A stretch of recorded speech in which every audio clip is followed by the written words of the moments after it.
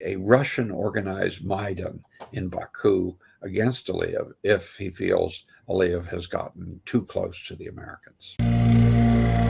President Aliyev remarked at the Shusha Forum, and he was unusually direct, saying, "We know what happened," accusing Russia of downing the Azerbaijani airliner and demanding compensation or else legal action may follow. Now, we know that many in Azerbaijan have been calling for this from day one. But were you surprised to hear this coming from President Aliyev, who's long been so close to Vladimir Putin and Russia? Not at all. Not at all. Because he paired that with another statement. He sent a message to the Ukrainian government and the Ukrainian people. Never give up on your claims of territory. It may take you a lot longer to get it back than you would like, but we have experience. Azerbaijan has experience. It never gave up the principle that Karabakh belonged to Azerbaijan. You should not give up that Crimea and the Donbass belong to Ukraine. Once you've said that, everything else is secondary.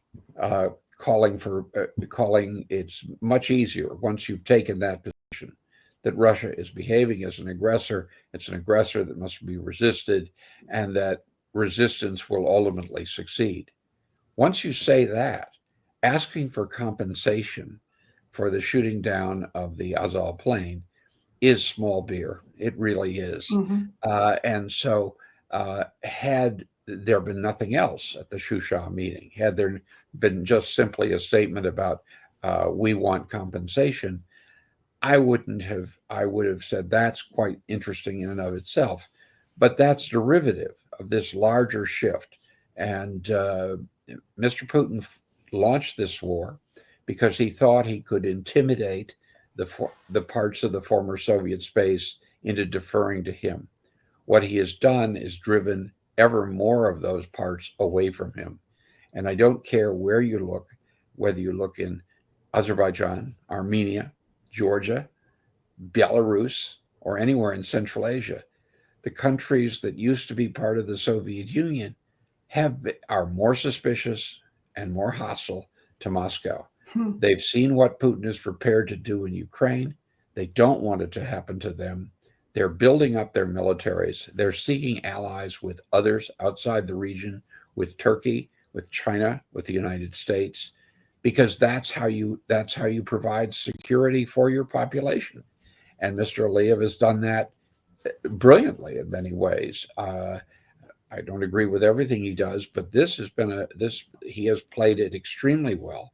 And his statements at Shusha really put an exclamation point at the end of a process that is changing the relationship, not just between Baku and Moscow, between Moscow and all the capitals of the post-Soviet states. You think he's leading this shift in rhetoric and sort of aiming things at Russia and at Putin at this point? Well, I think that he's describing reality, and that Mr. Aliyev is afraid, naturally, that the Russians will try something against Azerbaijan, that they'll try to torpedo a peace deal that seems to be working in Azerbaijan's favor, that Moscow will do whatever it can, working with Iran, to torpedo arrangements in the Zangazur corridor. Why should he be deferential? What he sees is a Russia that's against Azerbaijan and against Armenia, it should be said as well. What Putin has lost is the ability to play divide and rule politics in South Caucasus or in any part of the former Soviet space. He's offended everybody. And Mr. Aliyev made that very, very clear. I think that all of this is interconnected, but the dramatic statement was to tell the Ukrainians, hold on, don't give up claiming what is your territory.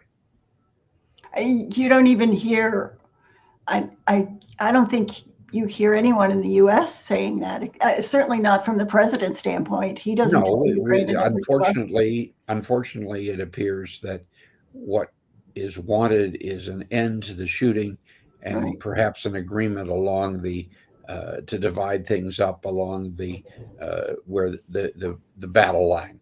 I don't see anyone being willing. A lot of us tried in 2014 to get a declaration of non-recognition policy about Crimea.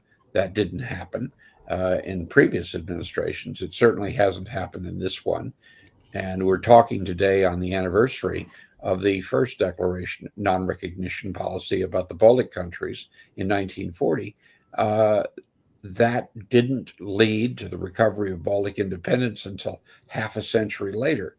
What Mr. Aliyev is pointing to is a very long-term strategy, but he understands. And I would say that if I was looking for a statement in the past week that's going to matter for the future, it was his, directed to Ukraine, but sending a signal to the entire region. But at the same time, he seems to be sort of ponying up to President Trump and Trump to him. Trump shared on his Truth Social account a clip of President Aliyev, his remarks from the Shusha Forum, praising him for family values and strong leadership. Does this mean something? Do you think that signals a better connection between Azerbaijan and the U.S.? Well, I think what it probably signals, given what Mr. Trump has said on other occasions, is that he's not going to criticize the Azerbaijani government for its human rights violations, for its suppression of democracy and media freedom. And that's something that's music to the ears of Ilham Aliyev and others. It allows for a close relationship. A document was leaked from the State Department this past week that said you're not to criticize how elections are carried out. You're only supposed to talk about the winner or congratulate the winner. You're not supposed to say, is this election free and fair? Well, from the point of view of the Aliyev regime, that's very positive.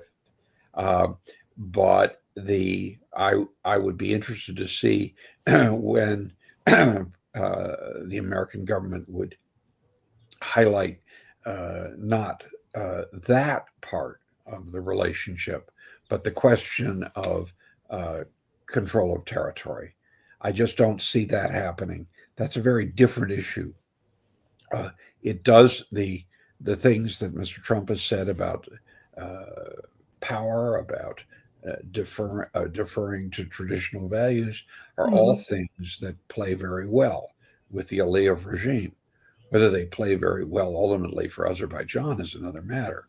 But what I'm trying to suggest is it's entirely possible for the Aliyev people to feel that they're being deferred to by the Americans, and that gives them even more sense of freedom to speak out against the Russians.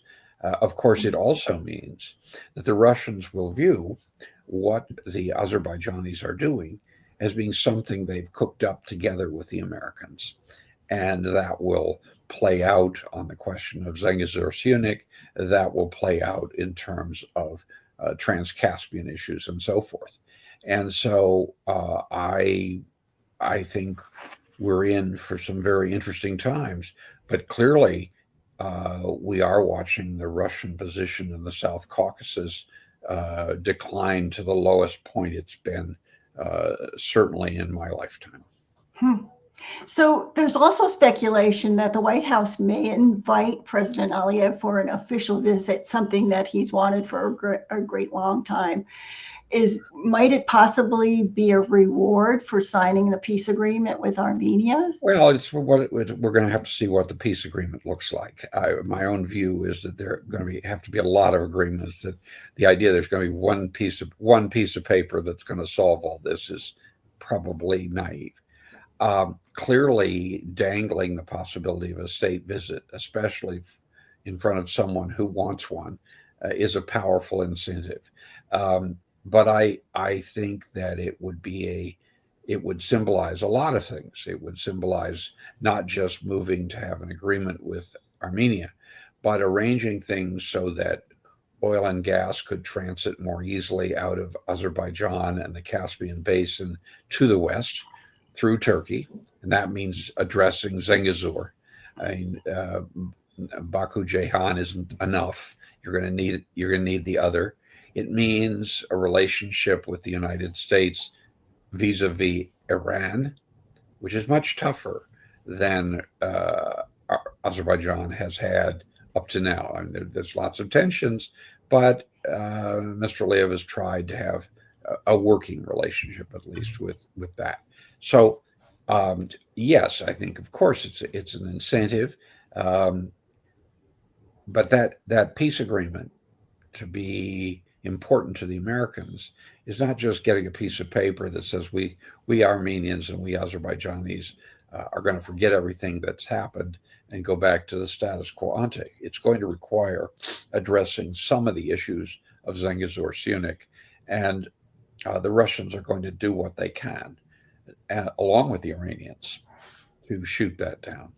So, final question. How do you think Moscow is going to react if President Aliyev is invited for a state visit? Well, we'll have to see what happens between now and the invitation being extended. If what we see is the Zangazur issue is opened and there's either some kind of an American presence or an American company presence, if we see Azerbaijan taking a much tougher line toward Iran as well as toward Russia, Moscow will be very angry. My guess is that the way Moscow will play it is the Americans talk about democracy, but they're supporting a dictator.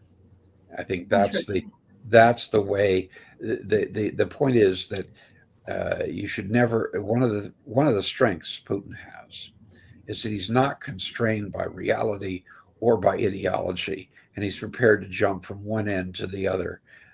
This is a man who works with the extreme right as well as the extreme left, and so you should expect he will be willing to turn sides and say and sort of play for a Russian organized Maidan in Baku against Aliyev if he feels Aliyev has gotten too close to the Americans.